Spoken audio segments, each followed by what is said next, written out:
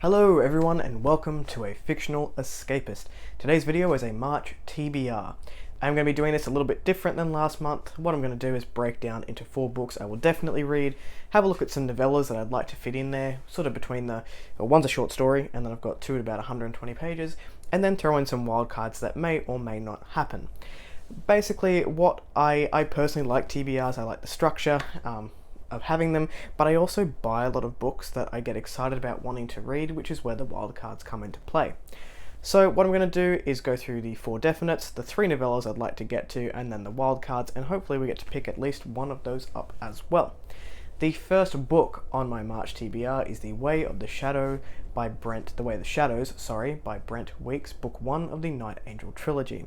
I'm not going to go too far into this. It was on my February TBR. I didn't get to it, so going to move it along over into March, and that will be the first physical book that I pick up. The second physical book that I will pick up this month is Daniel T. Jackson's Illborn. So this was a self-published book which was a semi-finalist in the SPFBO competition that Mark Lawrence runs, and I've heard a lot of really good things about this book. So the author reached out way back in November and said would I consider buying his book, and I was like, hell yeah, I will support a self-pub author, and I picked this one up and it's been sitting on my shelf ever since. And Andrew's Wizardly Reads and the Nerdy Narrative, I believe the host's name is Leslie, are hosting a read along, so I'll pop their channels down below, and if you want to join in, click on their Discord and join in on the conversation. The back of this book says, long ago, the Lord Aduel, sorry if I pronounce any of this wrong, emerged from the deserts of the Holy Land, possessed with divine powers. He used these to forcibly unite the peoples of Angol before his ascension to heaven. Over 800 years later, in a medieval world which is threatened by war and religious persecution, 4 young men and women began to develop supernatural abilities. These forbidden and secret powers will shatter the lives that they have known, and will force each of them to confront the mystery of the ethereal gate which haunts their dreams. What does the dream mean? How is it connected to their burgeoning abilities? As they experience conflict, love, lust, and betrayal in lands which are being overtaken by war, they must try to stay ahead of and to survive the sinister forces which are now pursuing them, for they are being hunted. I don't know if my grammar was correct in any of that, so if you're confused, I apologize, but it sounds cool to me. Alright, next up on the list, we have 2 series continuations which I've been consuming via audiobook. The first being Jade War by Fonda Lee, which is the continuation of the Greenbone saga. I really enjoyed Jade City this month. I liked the urban fantasy, the mafia-esque family feuds that are happening. I liked the magic system, so the Jade system with the 6 disciplines. I found that very, very interesting, and I'm really excited to pick this next one up and see where it goes. So just going off the description, because I don't want to know too much, it says, beyond Kakon's borders, war is brewing. Powerful foreign governments and mercenary criminal kingpins alike turn their eyes on the island nation. Jade, Kakon's most prized possession, could make them rich, or give them the edge they need to topple their rivals. Faced with threats on all sides, the Carl family is forced to form new and dangerous alliances, confront enemies in the darkest streets and in the tallest office towers, and put honor aside in order to do whatever it takes to ensure their own survival, and that of all the Greenbones in Kakon. I cannot wait for the second book in the Greenbone saga, but I do think it will be the second audiobook that I pick up, because I want to jump back into the Millennium trilogy by Stieg Larsson with The Girl Who Played with Fire. Mikkel Blomkvist, crusading publisher of the magazine Millennium, has decided to run a story that will expose an extensive sex trafficking operation.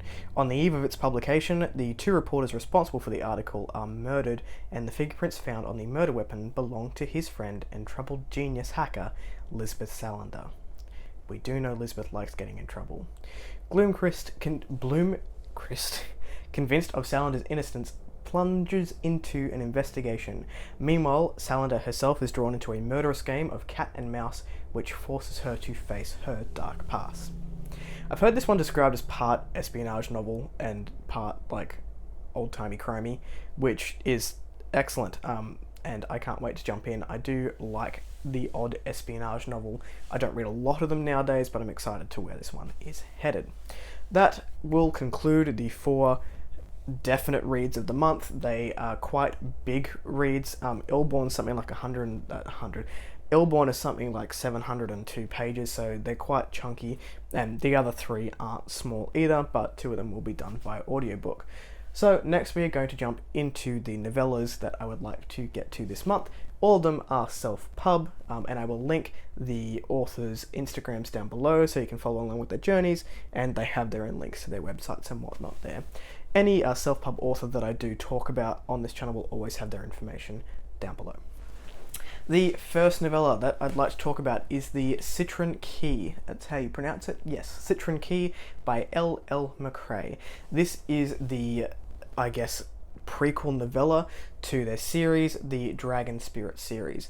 Book 1 is The Iron Crown, which I've seen pop up on my Instagram a whole lot, and it's definitely on my radar. I didn't realize there was a prequel novella, so I went ahead and picked that one up, and I think it's about that 120-page mark. It says, a stolen artifact, an ancient dragon, one man's final chance. Lifelong thief Apollo Tamlin has been marked for execution when the Mage Queen, Serato, offers him a pardon. He doesn't ask questions. Any task she has is better than a walk to the gallows.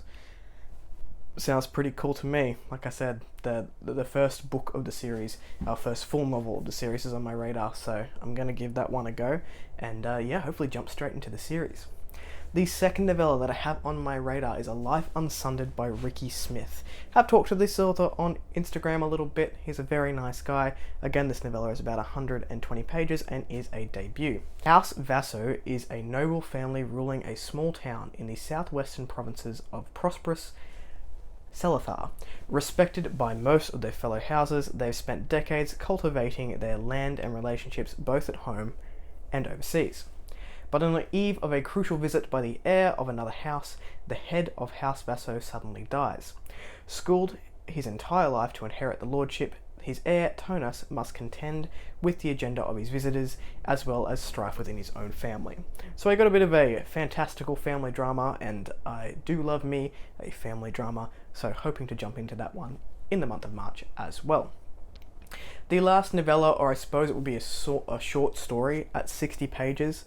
I don't know where that line is drawn, but it's 60 pages, and it's called The Gathering by Jeremy Ray. This will be my second work that I've read by Jeremy Ray. I read Petrified Woman last year, and it was sort of weird, sort of creepy, and I'm curious to see what else this author has in them. So, the description says, celebrities, politicians, and other prominent figures put together The Gatherings, an event to be held worldwide promoting global peace. When a friend invites Emily to one of the gatherings in a secluded apple orchard, she obliges.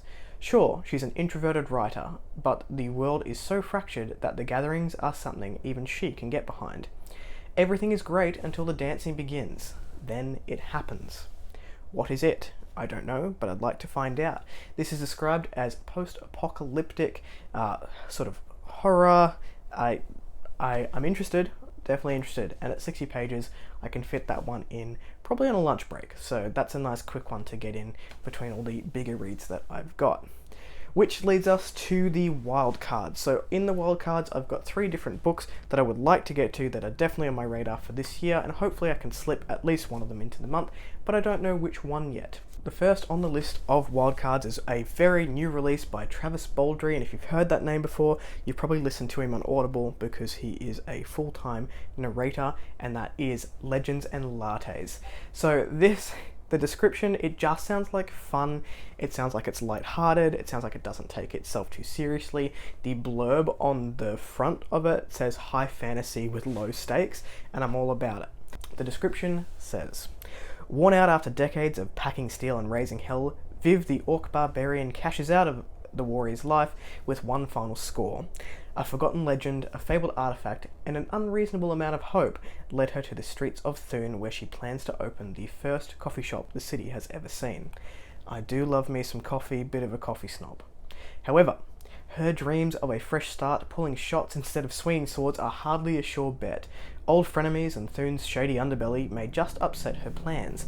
To finally build something that will last, Viv will need some new partners, and a different kind of resolve.